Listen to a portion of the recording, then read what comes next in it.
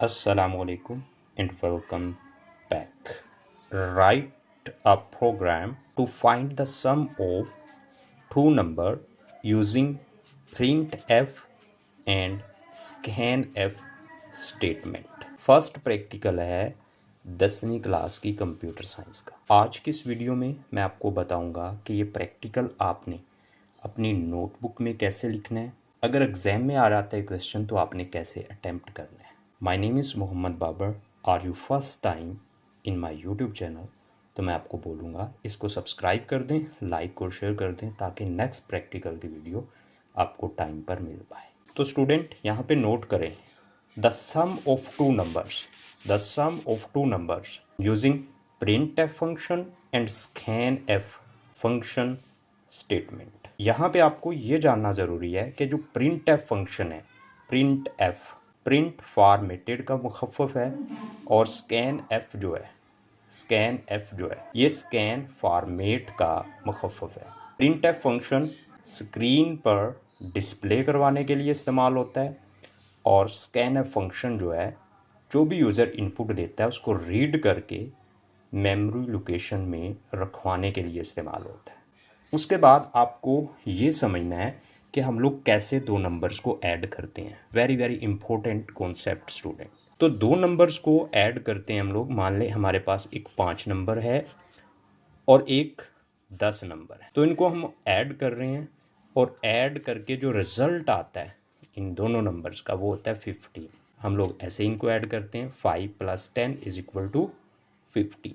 अब ये नंबर तो पहले से हमें मालूम थे, बट अब डिपेंड करता है कि यूज़र को जब मैसेज जाएगा प्रिंट द फर्स्ट नंबर, तो वो कोई नंबर एंटर कर दे, कोई भी नंबर हो सकता है, सेकंड नंबर कोई हो सकता है। देन हम लोग क्या करें, हम लोगों को कंप्यूटर की मेमोरी लोकेशन लेना पड़ेगी। तो एक मेमोरी लोकेशन को हम लोग नाम दे देंगे num1 का, और दूसरी मेमोरी लोकेशन जिसमें दूसरा नंबर हमने संभालना है उसको हम लोग नाम दे देंगे num2 का। समझ आ रही है स्टूडेंट? यानी हमको दो मेमोरी लोकेशन ली हैं और scanf फंक्शन इनमें कीमतें रखवाएगा। num1 में पहले नंबर की कीमत, पहला नंबर जो भी यूज़र एंटर करेगा, और num2 में दूसरा नंबर जो भी यूज़र एंटर करेगा। और जो एक और मेमोरी लोकेशन हमने लेनी है जो इन दोनों मेमोरी लोकेशन में पड़ी हुई कीमतों को जमा करके संभाल ले, उसको हम लोग नाम दे रहे हैं सम का, SUM। सम आल का नाम दे दें, यानी सारे नंबर्स। आप पे डिपेंड कर रहा होता है कि वेरिएबल के असूलों को मद्देनज़र रखते हुए आप लोग जो मर्ज़ी नाम रख लो इन मेमोरी लोकेशंस का। अब हमको पता चल गया है, बट यहाँ से हमको फ़्लो चार्ट भी बनाना आना चाहिए। फ़्लो चार्ट के लिए सबसे पहले स्टार्ट का सिंबल होता है, आप लोग इस तरह से डाल दोगे।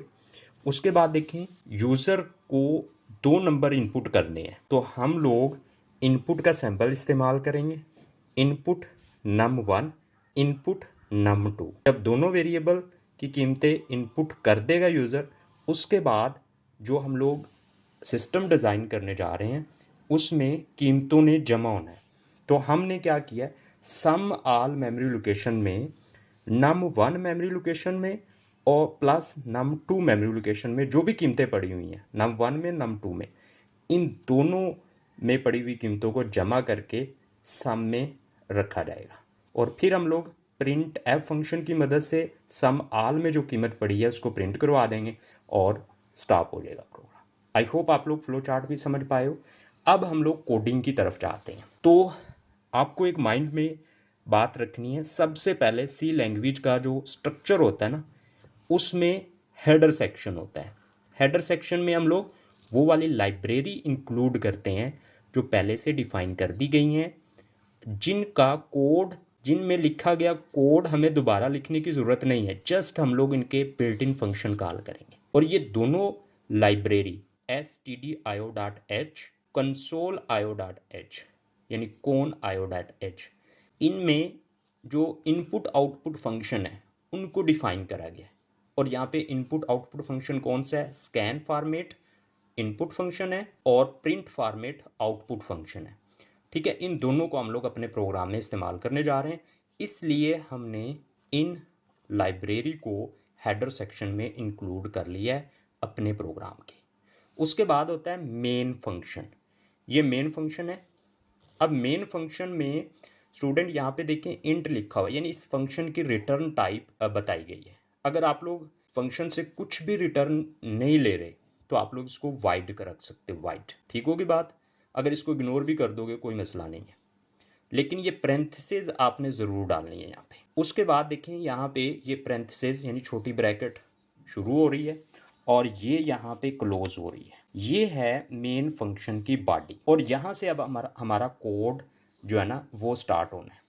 अब ये जो डायग्राम हमने रफसी बनाई थी इसमें देखें हमारी रिक्वायरमेंट कितनी मेमोरी लोकेशंस हैं, 3 है। एक में पहला नंबर स्टोर होगा जो यूज़र एंटर करेगा, दूसरी में दूसरा नंबर स्टोर होगा और तीसरी मेमोरी लोकेशन हमने वो ली है जो इन दोनों नंबर्स में पड़ी हुई कीमतों को जब हम लोग प्रोसेसिंग करवाएंगे जमा करके संभाल लें, और वो है सम आल के नाम से। num1 और num2 और सम आल के नाम से 3 मेमोरी लोकेशन ले ली हैं। उसके बाद printf फंक्शन का इस्तेमाल किया गया है और इन्वर्टेड कोमा में स्ट्रिंग लिखी गई है एंटर फर्स्ट नंबर।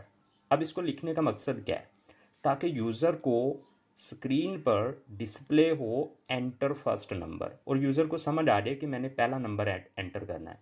जो भी यूज़र एंटर करता है, मान ले यूज़र ने 20 एंटर कर दिया तो इस मेमोरी लोकेशन में 20 चला जाएगा। आई होप आप लोग समझ रहे हो। सॉरी, अभी नहीं जाएगा, एंटर करा है, ठीक है। फौरन स्कैन एफ फंक्शन ने एग्जीक्यूट होना है, तो इसने देखना है कि कौन सी हम लोग इनपुट करवा रहे हैं डाटा टाइप जिसमें हमने कीमत रखवानी है या 20, तो वो है integer. Format specifier percentage D decide करेगा कि यूज़र जो भी कीमत इनपुट कर रहा है इसने इंटीजर डाटा टाइप में जाना है और m% के बाद हमने वो वेरिएबल का नाम लिख दिया है। इसका मतलब ये है कि यूज़र जो भी इनपुट करेगा इंटीजर वो num1 में जाएगा और 20 कर दिया तो 20 चला जाएगा। सेम प्रोसीजर यहाँ पे होना है एंटर द सेकेंड नंबर। तो जैसे ही यूज़र कोई सेकंड नंबर एंटर करेगा स्कैन एफ फंक्शन इसको फ़ौरन रीड करके num2 में रुकवा देगा और मान लें कि वो है। अब यहाँ पे प्रोसेसिंग होनी है। प्रोसेसिंग में क्या होना है, num1 में जो पड़ा हुआ है और num2 में जो पड़ा हुआ है दोनों स्टूडेंट ऐड हो जाएंगे, 20 हो गए और 20 जाके 20 और 10 30 हो गए और 30 जाके सम आल में इस मेमोरी लोकेशन में स्टोर हो जाएगा। और उसके बाद प्रिंट एफ फंक्शन है और प्रिंट ऑफ 2 नंबर्स, उसके बाद परसेंटेज डी, यहाँ पे कीमत प्रिंट होनी है, फॉर्मेट स्पेसिफायर ये बताएगा और किस वेरिएबल में से सम आल में से यहाँ पे आके 30 जो है ना डिस्प्ले हो जाएगा। आई होप आप लोग इस कोड को समझ पाए हो। मिलते हैं नेक्स्ट वीडियो में, अपना ढेर सारा ख्याल रखिएगा। ओके, अल्लाह हाफिज़, बाय बाय।